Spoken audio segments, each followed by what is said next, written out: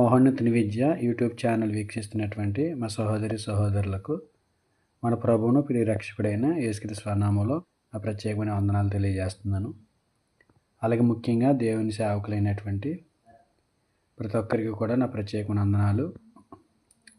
Bible ప్రసంగాలు చేయటానికి, దేవుని వాక్యాన్ని ప్రసంగం చేయటానికి మొబైల్ యాప్లో ఉపయోగకరమైనటువంటి కొన్ని యాప్స్ గురించి మాట్లాడడానికి మొదటి భాగంలో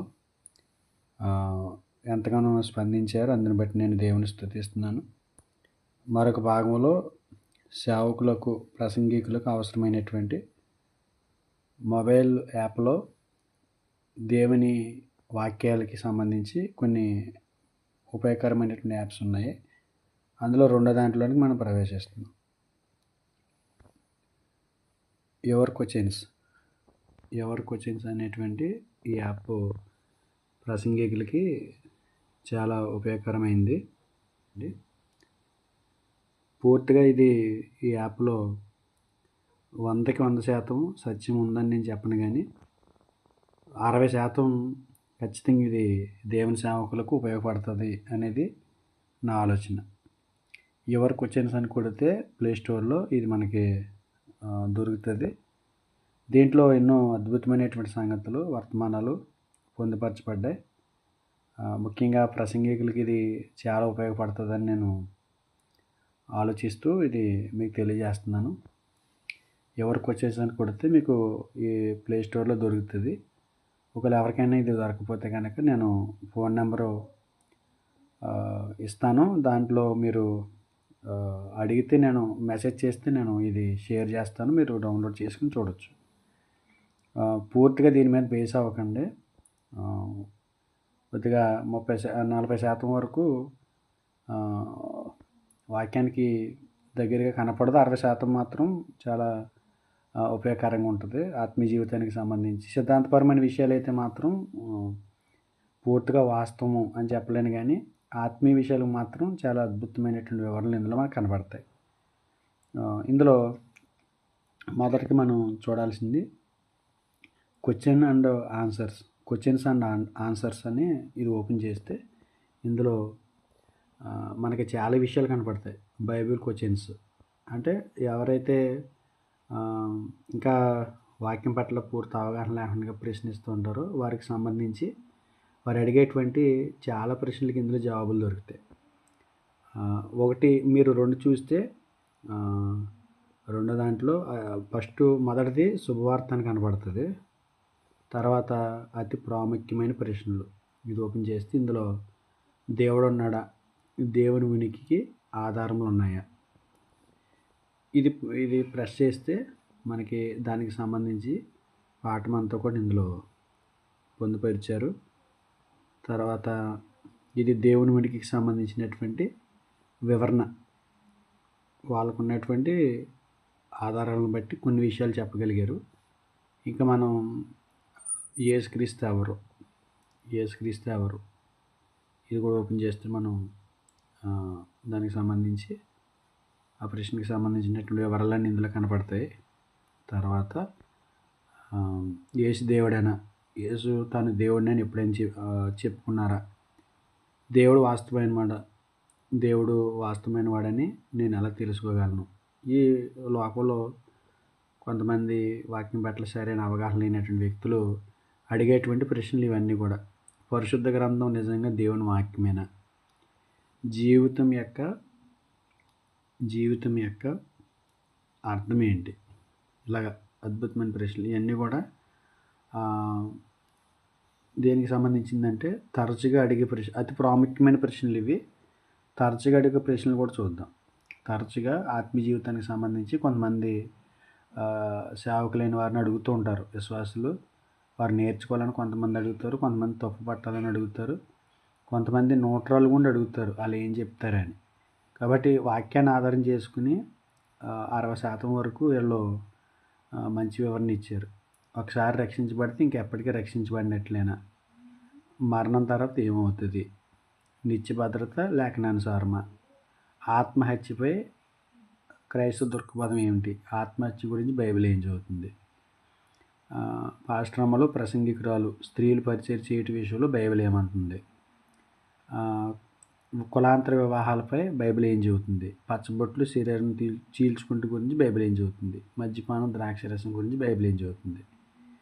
ఇలాంటి క్రైస్తవ విడాకులకి తర్వాత మరియు తిరిగి వివాహం చేసుకోవటం అనే దాని గురించి, వివాహానికి ముందు లైంగికంగా పాపం చేసే వాళ్ళ గురించి బైబిల్ ఏం చెబుతుంది? భాషలు మాట్లాడడం గురించి, దానికి సంబంధించి ఇలాంటి కయీనుకి భార్య ఎక్కడి నుండి వచ్చింది, ఇలాంటి స్వలింగ సంపర్కం విషయమే బైబిల్ ఏం చెబుతుంది? అది పాపమా? హస్తప్రయోగం గురించి బైబిల్ ఏం చెబుతుంది? హస్తప్రయోగం పాపమా? ఇలాంటి మంచి మంచి ప్రశ్నలు ఎవరైతే బలహీనమైన వారు అడుగుతారో, నేర్చుకోవాలని అడుగుతారో వారికి సంబంధించి ఇందులో సమాధానాలు దొరుకుతాయి. ఇలాగ సంఘానికి సంబంధించి, బైబిల్కి సంబంధించిన ప్రశ్నలు, రక్షణకు సంబంధించిన ప్రశ్నలు, అంత్య దినాలకు సంబంధించినటువంటి ప్రశ్నలు, మానవత్వానికి సంబంధించిన ప్రశ్నలు, పాపానికి సంబంధించిన ప్రశ్నలు. ఉదాహరణకి పాపమునకు సంబంధించిన ప్రశ్నలు చూద్దాం. చూడండి, పాపి యొక్క ప్రార్థన దేవుడు వింటాడా?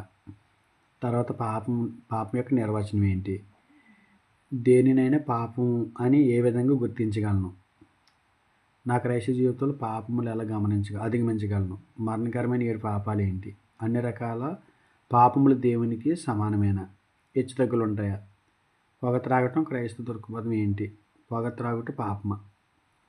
అశ్లీల రచన, సాహిత్యం గురించి బైబిల్ ఏం చెబుతుంది? పచ్చబొట్ల గురించి బైబిల్ ఏం చెబుతుంది? జూదం పాపమా? మద్యపానం, ద్రాక్షరసం చేయటం పాపమా? ఇలాంటివన్నీ కూడా ఇందులో మనకి కనిపిస్తాయి. తర్వాత తప్పుడు సిద్ధాంతాలకు సంబంధించి, జీవిత నిర్ణయాలకు సంబంధించి, మంచి నిర్ణయాలు చేసుకోవడానికి, నా జీవితం కొరకు దేవుని చిత్తాన్ని నేను ఎలా తెలుసుకోగలను? జీవిత ఉద్దేశం ఏ విధంగా కనుగొనాలి? ఇలాగ అద్భుతంగా ఇందులో మనకి ప్రశ్నలు కనిపిస్తాయి. 60% వరకు వీటిని మనం లేఖనానుసారంగా ఉందని నేను గ్రహించాను. కనుక ముఖ్యంగా ప్రసంగికులు ఎవరైతే ఉన్నారో, సేవకులు ఎవరైతే ఉన్నారో వారికి ఈ మొబైల్ యాప్ ఖచ్చితంగా మీకు ఉపయోగపడుతుందని నేను నమ్ముతున్నాను. ఇది ప్లే స్టోర్లో దొరుకుతుంది మీకు. నా నెంబరు మీకు ఇస్తాను, యూట్యూబ్లో నెంబర్ ఇస్తాను. ఒకవేళ మీకు డౌన్లోడ్ అవ్వకపోతే కనుక దీని గురించి మీరు మెసేజ్ చేస్తే నేను ఈ యాప్ని మీకు షేర్ చేస్తాను. ఇది పూర్తిగా ఇట్లాంటి వాటి మీద మనం ఎక్కువగా ఆధారపడకూడదు. పరిస్థితిని బట్టి, ప్రతికూలమైన పరిస్థితుల్లో మాత్రమే వీటిని ఉపయోగించుకోవాలి. మ్యాక్సిమం దైవ గ్రంథాన్ని పూర్తిగా మనం ప్రకటించడానికి ఎప్పుడు కూడా ప్రయత్నం చేయాలి. కనుక ఈ విషయాలు దృష్టిలో పెట్టుకుని వీటిని వినియోగించుకోవాలని ప్రేమపూర్వకంగా మనం చేస్తూ, ఈ యాప్ని గతంలో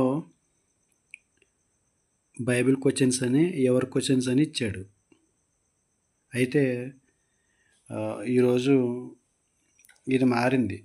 ఈ యాప్ మనం ఎలా డౌన్లోడ్ చేసుకోవాలని అంటే, ముందు గూగుల్లోకి వెళ్ళి, ఇంతకుముందు అయితే ఎవర్ క్వశ్చన్స్ కొట్టేవారు, అలా యాప్ ఓపెన్ అయ్యేది, డౌన్లోడ్ అయ్యేది. కానీ ఇప్పుడు ఎవర్ క్వశ్చన్స్ లేకపోతే బైబిల్ క్వశ్చన్స్ అంటే ప్లే స్టోర్లో ఓపెన్ అవ్వట్లా. కనుక మీరు ఏం చేస్తారంటే, ఇందులోకి వెళ్ళి గాడ్ క్వశ్చన్స్ అని కొట్టాలి. గాడ్ క్వశ్చన్స్ తెలుగు ఇందులో చూడండి, మనకి ఇందులో ఇచ్చాడు. ఇది ఇందాక మనం చూసారా, మొదట్లో ఎవర్ క్వశ్చన్స్ అని ఇచ్చాడు. అయితే ఇప్పుడు అది మారింది, గాడ్ క్వశ్చన్స్ అని ఇస్తున్నాడు Telugu. God questions Telugu play స్టోర్లో కూడా ఇది మనకి ఉంటుంది. మీకు ఈ యాప్ ఎలా డౌన్లోడ్ చేసుకోవాలన్నది చెప్పాలని మరొకసారి నేను ఇది చూపించడం జరుగుతుంది. కాబట్టి సేవకులందరూ కూడా, ప్రసంగికులందరూ కూడా ఈ విషయాన్ని గుర్తించాలని ప్రేమపూర్వకం మనం చేస్తూ ఈ మాటలు ముగిస్తున్నాను. ఒకసారి చూడండి, మరొకసారి చెప్తున్నాను, గాడ్ క్వశ్చన్స్, ఓకేనా?